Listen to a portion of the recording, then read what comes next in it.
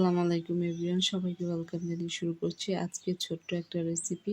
আর এই রেসিপিটা আসলে অনেক দিন আগের করা ছিল। আসলে আমি দীর্ঘদিন অসুস্থ ছিলাম, প্রায় 20 দিনের যাবৎ অসুস্থ।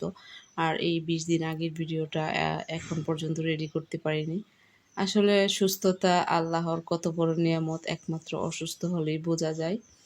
তো আসলে সকলের দোয়ায় আলহামদুলিল্লাহ অনেকটা সুস্থ হয়েছি। আর হচ্ছে যে আমার অনেক আপুরা, ভাইয়ারা, ইউটিউবার, ফেসবুক ফ্রেন্ড সবাই আমার অনেক খোঁজখবর নিয়েছে। সবাইকে অসংখ্য ধন্যবাদ। আমার অসুস্থতার খবর শুনে সবাই আমার খোঁজখবর নিয়েছে। তো আজকে রান্না করব সবজি খিচুড়ি।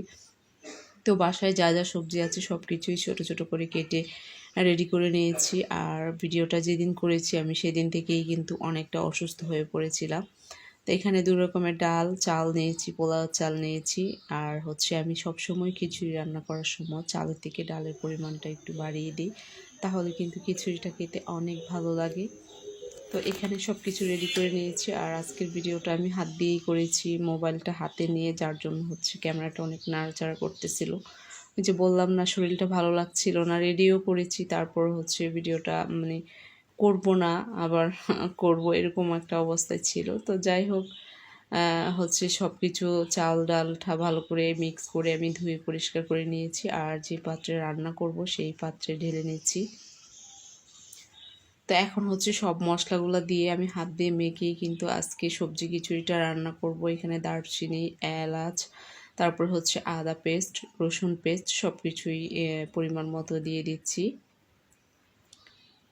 তারপরে হচ্ছে যে সবজিগুলো কেটে রেখেছিলাম সেগুলো একসঙ্গে দিয়ে দিচ্ছি। আর এখন বাকি মশলাগুলো দিব, পেঁয়াজ, রসুন, তারপর হচ্ছে তেজপাতা, আর এখানে সামান্য পরিমাণে একটু লাল মরিচের গুঁড়ো দিয়েছি, আর দিয়ে দিচ্ছি হচ্ছে হলুদ গুঁড়ো। এক এক করে সবগুলো মশলা এভাবে দিয়ে হাত দিয়ে সুন্দর করে মেখে হচ্ছে আমি রান্নাটা করব। আর এভাবে কিন্তু সবজি খিচুড়ি রান্না করলে অনেক ভালো লাগে। আর শীতকালে কিন্তু নানান রকম সবজি পাওয়া যায়, আর এই সবজি দিয়ে যদি সবজি খিচুড়ি না খাওয়া হয় আসলে তাহলে কেমন লাগে। আর আমি অনেক দিন ধরেই রান্না করব বলে ভাবছি, আসলে করা হচ্ছিল না। তো যেদিনই রান্না করব আসলে সেদিন থেকেই আমি অসুস্থ হয়ে পড়েছি। আসলে খিচুড়িটা সেভাবে খেতেও পারি নাই। সেটা সব কিছুই হচ্ছে আল্লাহর ইচ্ছা। আসলে মানুষ কে কখন অসুস্থ হয়ে যায় আসলে কেউ বলতে পারি না আমরা। তাই তো খুব সুন্দর করে মেখে নিয়েছি। আর এখন চুলাতে বসিয়ে দিয়েছি, পরিমাণ মতো পানি দিয়ে আমি রান্নাটা করে নিব। আর আমার মতো সবজি খিচুড়ি কে কে খেতে পছন্দ করেন অবশ্যই কমেন্ট করে জানাবেন। সবজি খিচুড়ি রান্না করলে কিন্তু বাচ্চারাও কিন্তু খেতে অনেক পছন্দ করবে। আর যারা সবজি খায় না তারাও কিন্তু সবজি খিচুড়ি রান্না করলে কিন্তু সবজিটা খাওয়া হয়ে যায়, কারণ হচ্ছে এটা তো মিক্স মানে অনেকটা মিশে যায়।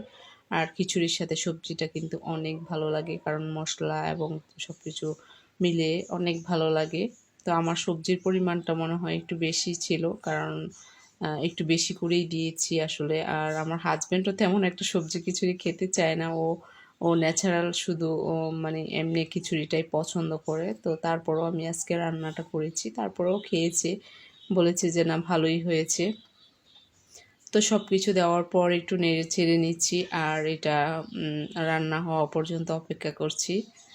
সবজিগুলো সুন্দরভাবে সিদ্ধ হবে এবং চালটাও ভালো করে যখন হয়ে যাবে তখন হচ্ছে আমরা নামিয়ে পরিবেশন করে আপনাদেরকে দেখাবো।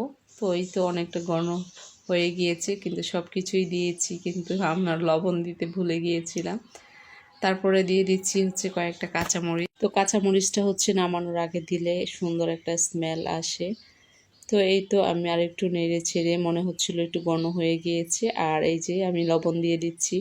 লবণটা টেস্ট করতে যেয়ে দেখি যে লবণই দিয়ে নেয়, যার জন্য হচ্ছে সবজিগুলা কেমন জানি একটু মানে আস্তে আস্তে রয়েছে, মানে খিচুড়িটা একটু মোলায়েম হচ্ছিল না। কেন হচ্ছিল না বুঝতেছি না। যখন টেস্ট করে দেখি যে লবণই দিয়ে নেয় তাহলে কিভাবে হবে। তারপরে হচ্ছে দিয়ে ভালো করে মিক্স করে নিচ্ছি, কারণ লবণ না দিলে কিন্তু কোনো মানে খিচুড়ি কিন্তু সুন্দরভাবে কিন্তু সিদ্ধও হবে না, আর এটার মানে সব কিছু আস্তে আস্তে মনে হবে আর কি। তো এই তো খিচুড়িটা হয়ে গিয়েছে, একদম গরম গরম বাপোড়া খিচুড়ি। সকালের ব্রেকফাস্টে আজকে পাতলা খিচুড়ি রান্না করেছি সবজি দিয়ে।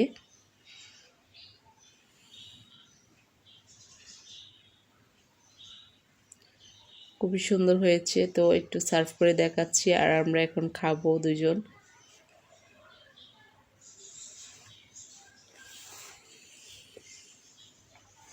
খিচুড়ির কালারটা অনেক সুন্দর হয়েছে, মাশাল্লাহ।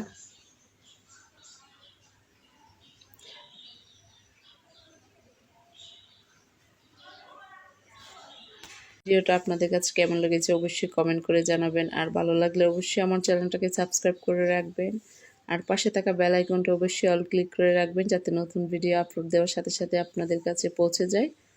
তো সবাই ভালো থাকবেন, সুস্থ থাকবেন। আল্লাহ হাফেজ। আসসালামু আলাইকুম। Thanks for watching.